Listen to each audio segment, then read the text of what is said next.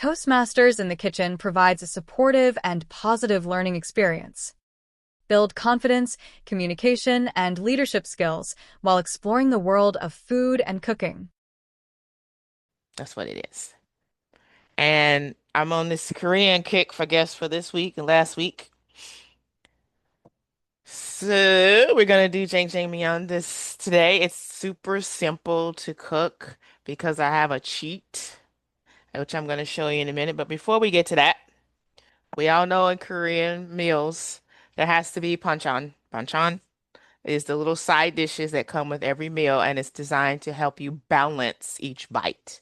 So when you have something fatty, you need some acid to go with it.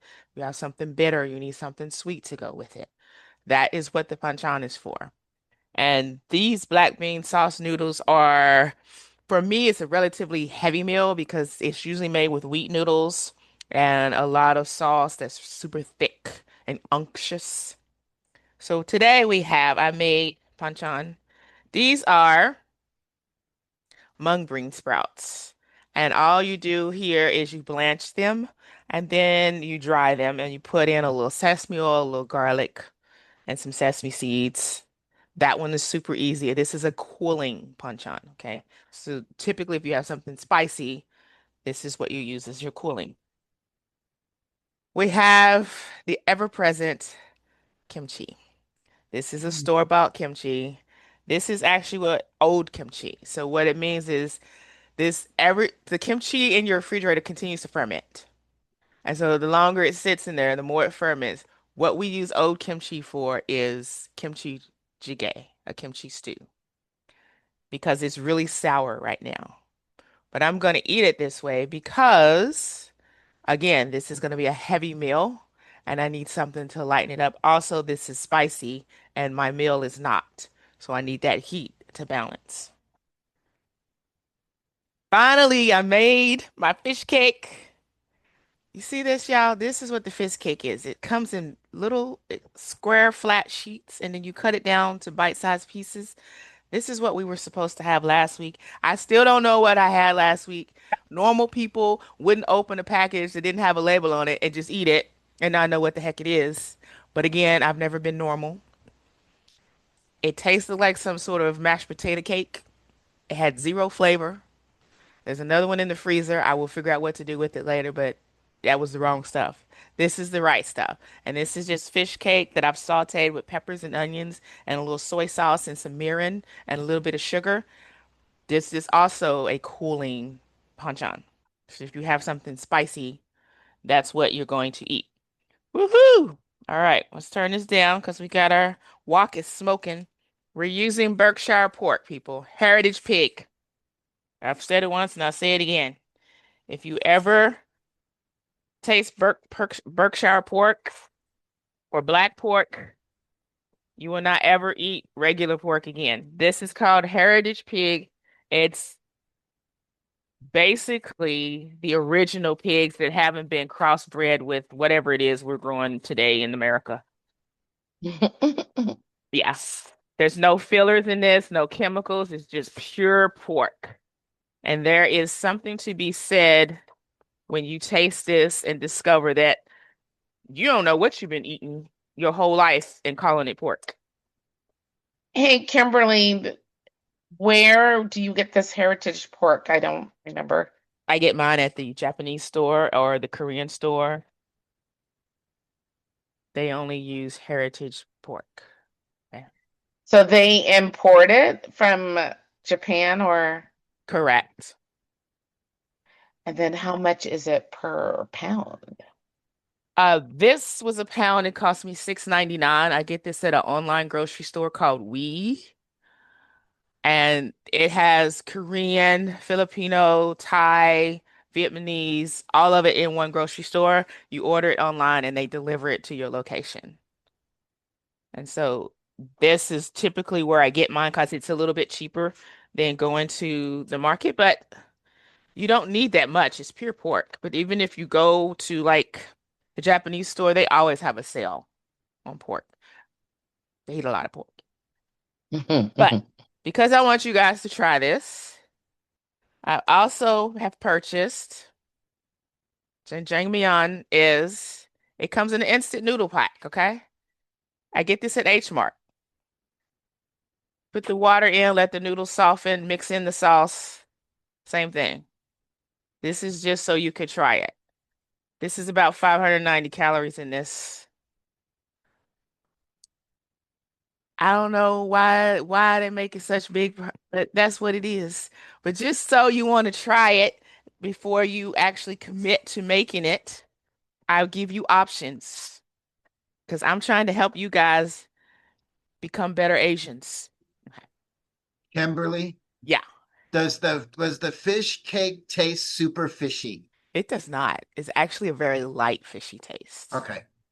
Yeah, I really, really loved it. First time I had it, I was skeptical. Like, fish cake, what the heck? Yeah, I'm not too much on fishy fish. If you've ever had the imitation crab sticks, this is less fishier than that. Oh, Yeah, yeah, it's a very pleasant fishy taste.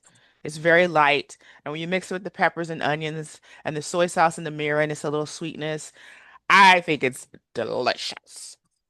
Jajangmyeon comes with noodles, typically wheat noodles. We are using Jobo. These are brown rice noodles. These are gluten-free. I finally found a gluten-free pasta that I enjoy. Certified organic, and it's just made with organic brown rice flour and water. So this is what I'm using today for my noodles. Oh, and they cook really quick. Now for my sauce. Black bean sauce is very involved. You got to go out, you got to buy a jar of black beans, you got to put in the soy sauce and mix all the stuff. Because Korea and Japan and China are super efficient people, especially Japan, because they get off late. They don't have time to be making sauces and stuff. This is delicious. And this is like the curry cubes that I've showed you before, the Vermont curry. These things come in cubes, and this is the black bean sauce mix. And you literally just take one, mix it with water, mix it into your beef, and you're done. And you have instant sauce. This is quite thick, so you can use, depending on how much meat you have, you can use two of these if you want, add a little water to make it thinner, whatever you need to do. But this is the quick and easy way to make this noodle sauce with no fuss. I particularly like these noodles. I think they're very flavorsome. They are made with ground pork all the time. I don't have any green onions because I'm not a proper Asian today. I was just winging it. Whatever we had at the house is what we had to do.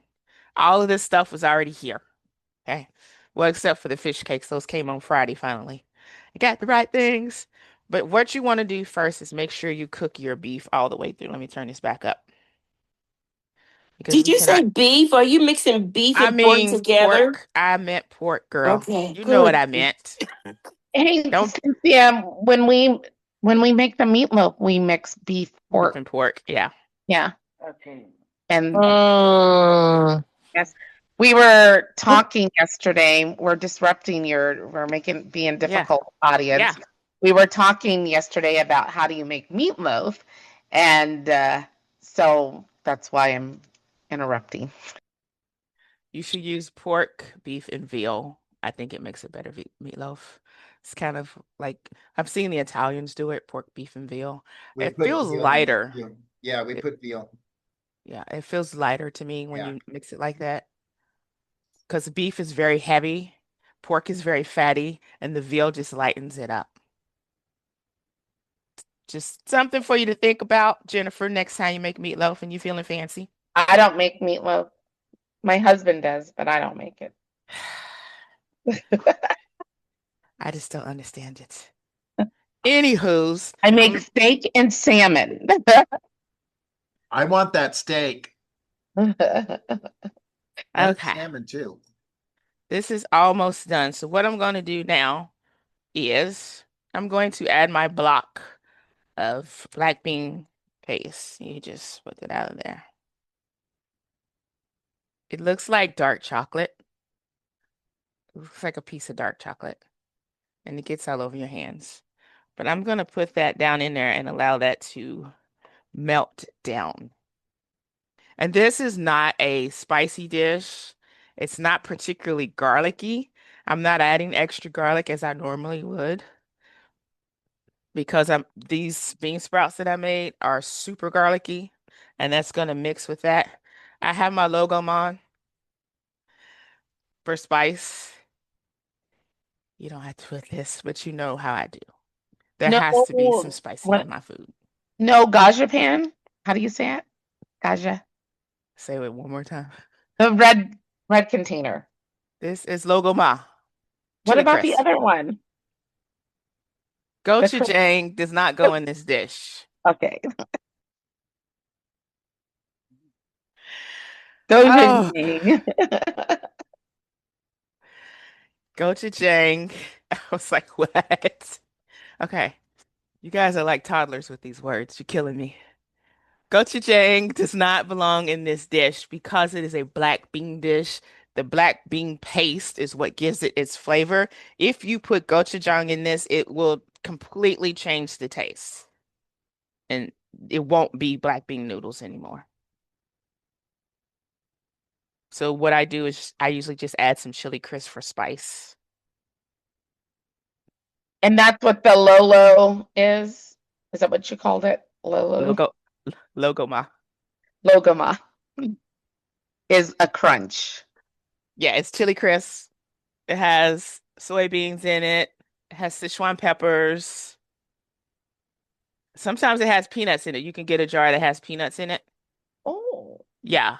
I do not find this particularly spicy.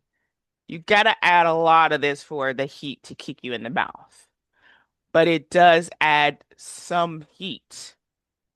And And it's where in, do where do you find that?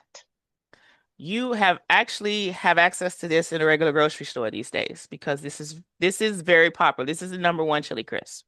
Okay. So my Albertsons does not have any chili crisp, and I'm really disappointed.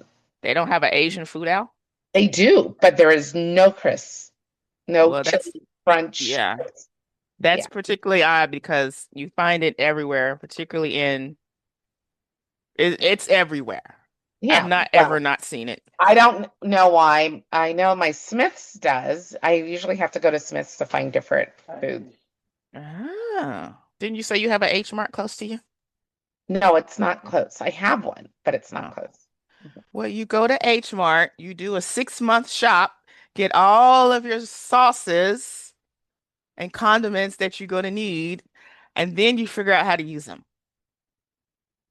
If you're in a bind and you don't know what to do with it, you call me. Be like, I got this stuff. I don't know what it is. What do I do with this? Because You'll just anything that you make can be Asia adjacent. So if you make meatloaf, maybe use hoisin sauce on the top instead of ketchup. You see what I'm saying? If you're making a steak and you're basting it with butter, maybe baste it with miso butter. You're just amping up the flavor of everything that you're doing.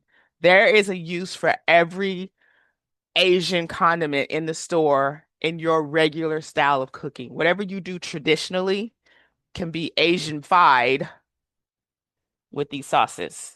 And it's very simple to do, and it doesn't take a lot. So once you understand the sauces and their properties, you've aced Asia, basically. Kimberly, how long have you been cooking Asian? Funny enough, oh, it's delicious right here. I gotta turn this down. So I went to Mexico in 2002. I came back from before Mexico, I didn't really cook. I had been cooking since I was 8 years old, but when I got out on my own, I was like, I'm not cooking no more. I've been cooking How for old family again, forever. Kimberly? 8. I had to cook for family. My mother had 2 jobs. I had to take care of my brothers and my stepfather. And so by the time I was older and I went to Mexico, I came back and I was like, oh, I love the way that Mexicans do things. And I started cooking a lot of Mexican food. During my Spanish language class in 2002, I did a project. I had to do a whole speech in Spanish, and I did a speech on a Chinese emperor called Shi Huangdi. So you imagine trying to give a Spanish speech with Chinese emperors and Chinese names. It was a sight to behold. But during my research, I fell in love with China. And again, even going back to middle school, I didn't meet my first Asian person until I was in middle school. She was Korean, loved her to death. And so I had started picking up all these little things from all the people I was meeting. In 2002, I became really obsessed with Asian culture, and I started studying everything and started trying to find the food. I lived in Kentucky. All we had was some kind of Asian American Chinese wannabe food. It wasn't authentic. But then I went up to Ohio, which had a more diverse population, and I was able to enjoy Asian foods. And I was like, you know what? This feels like home to me, more than what I traditionally grew up with. So obviously, I grew up with a lot of soul food. We fried everything. Anything that wasn't sweet, we made it sweet. But this Asian food, as soon as I had some authentic Asian, it just felt home to me. And I became quickly obsessed with it and started to study everything about it, the culture, the food, the traditions, everything. And from then on, I was hooked. And so that became what I cooked most often than not was Asian food. Except the years my mother lived with me and I had to go back to cooking soul food because she didn't want to eat anything she didn't know what it was. I don't know what that is. It looks like maggots. She's very rude, very rude. But yeah, it's been a minute that I've been obsessed with Asian food and experimenting with different parts of China alone can give you an insight into the vast array of food that is in Asia. Even if it looks the same, the ingredients are somewhat different. I particularly love food from Sichuan region of China because it's hot. It's called mala, numbing spice. This is what Sichuan peppercorns are, mala. It's a numbing spice. And it's not the kind of spice that makes you choke to death and want to stop and you start sweating like a Thai chile. This is the kind of spice that it hits you on the back, but then you're like, oh, this is so delicious. I want more. And you keep eating more and you keep eating more. That's what Sichuan is. So this is my favorite region of China, is Sichuan. And Thailand, Isan food is my favorite. That's where I first had crab fried rice. I don't even like crab.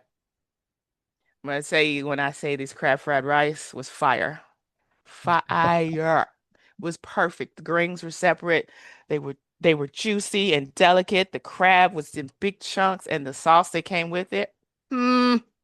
So now I'm trying to move to Isan, Thailand for the food, obviously. Kimberly, do you speak any other languages? I technically do not speak any other languages. I learned Spanish a bit. I know enough to get myself into trouble. But what I always say is I can speak food in most languages. I understand food. I understand what's in it. I understand the traditions behind it. I understand I like what I like and what I want to try that's different from anything I've ever tried before. I don't want to try the scorpions, but you never know once you get there because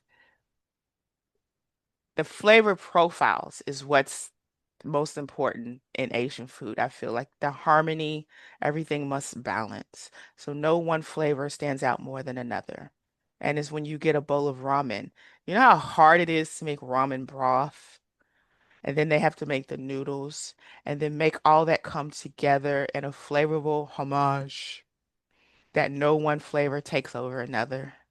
This is an art, what they do. And I really appreciate being able to go into a restaurant, an authentic restaurant, and be able to feel what went into the food, be able to taste each individual component of what makes up that dish. It's very satisfying.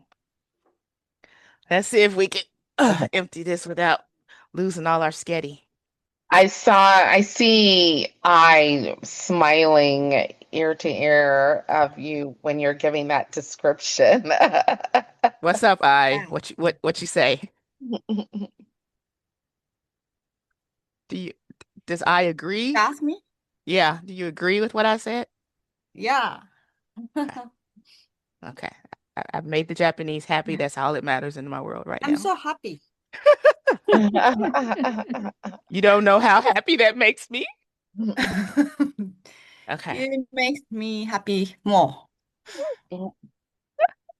I've never heard food described like that before. And so now it makes me want to go to a Chinese restaurant or a Japanese restaurant and try something different than what I normally try. So I Exactly. can taste all the components of the food. And what I will tell you is that when you go into an Indian restaurant and it's full of Indians, you're like, wait a minute, don't y'all eat this food at home? If you go into an Indian restaurant and it's full of Indians, the food is fire. Same thing for Chinese, Japanese, because they know how it's supposed to take. They know how they cook it at home. They just tired. It takes a lot of work. So when you go into a Japanese restaurant and it's full of Japanese people, sit yourself down and order what they having at the next table. Don't ask questions. Just what I want that. I'm telling you, it's gonna be fire. You're gonna love it. Oh, okay. Okay. I'm putting chili crisp on this, y'all. That might look like a lot. Might look like a lot. It's not a lot. It's not hot. So this Again, is a crisp, not a crunch. Is it the same? it's called chili crisp. Yes, there's crunch. There's crunchy in it. There's soybeans in it. There's Sichuan peppercorns. This one does not have peanuts. This one has onions and garlic, salt and sugar, of course, MSG. But yes, it crunches in your mouth. But it's called chili crisp. And a lot of people have jumped on the chili crisp bandwagon. Momofuku, Flabajing. Logoma is the number one in the world. Hands down. She did it first. She does it the best. Never question it. All those other people are just trying to make a buck. This is the one that you want. Always and forever. Keep this in your pantry. I'm gonna go get mine. I'm gonna go to Smith's tonight and go get mine. Uh-huh. Because Kimberly, keep what in your pantry? Logoma chili crisp. logo ma. Okay. I found that I Logama. went to the H Mart last week, so I'm going to go back and find that. Yeah, that's the one you Okay. keep in your pantry for everything. All That was right. so good, Kimberly. I'm gonna tell you what. This is a bomb. Okay. For real, for real. Try this one first. Go to H Mart. Just buy one of these. I think it's $5, you guys. This is a huge meal. But this is how Koreans eat their ramen. What is Just that? Is that just do it. noodles or what? This is the jajangmyeon. This is the one I just made, but this is the instant version. So Okay. you try this first. Okay. This is a starter. This is a starter jajangmyeon, so you can taste it. Okay. When you decide that you like this, and you will, you go back and you buy this. You get yourself some heritage pork, and you make your own black bean sauce. You can Well, also buy fermented black beans, add it to this, and it's going to add more texture to the meal. will you show the label for your pork again? Do you have the Berkshire. Berkshire? I don't know if I can get it close enough. That's fine. I got it. Okay. Yeah, it's just called Berkshire pork. They also have black pork. Black pork is premium. You ain't had good pork until you had black pork, y'all. You guys who do not know Kimberly, I'm sure Kimberly grew up eating the pig, right? From Yeah. everything, all the parts of a pig. Mm-hmm. And so now she's a testimony Mm-hmm. that this pork is the bomb. So just to let you guys know. I'm gonna put some fresh peppers in there. You will not see this in Korea. But again, Just I have to utilize what's in my house. These peppers are on their last leg. They need to be eaten. We're just adding some freshness to the meal. That's all. That's all. Add a little color to the meal. We ain't hurting nothing. Don't tell the Koreans that I did it. It's all good. maybe you should tell the Koreans that you did it. No, I want to be officially welcomed in Korea when I go there. Maybe they, maybe they may like it. Hey, my mom will tell a story of how when they went to Germany and the Germans were throwing away everything left over on the pigs, and then they found out what the Americans, the Southerns eat, and then they started packaging that stuff up. So I'm just saying. I will tell you that the Germans make the best bologna. I don't know why, but it tastes delicious. Anytime I'm having a craving for bologna, I have to go to a special store and get German bologna.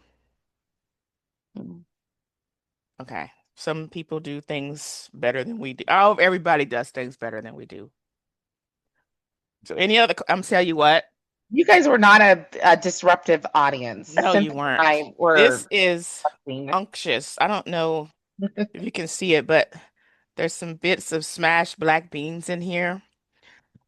If you liken it to a ragu, but there's no tomato, it's just made with black beans. It's unctuous. It coats the mouth in a way that's not offensive. And the chili crisp, I feel a tingle from the Sichuan peppercorns. And all of this works together. And again, I have my panchan here that I'm going to eat with my meal because black bean sauce can be heavy. All I did with these peppers is just lighten things up a bit, add a little bit of color because we utilize what we have in our homes to make our meals. That's what we do. Kimchi is fiery hot and it's fermented and it's a bit sour. So it balances with the pork. Mm-hmm. Mm-mm-mm-mm. I'm gonna tell you what. This might be the best thing I've had this week, and the week just started. Join us as a guest at our next meeting. We can't wait to meet you.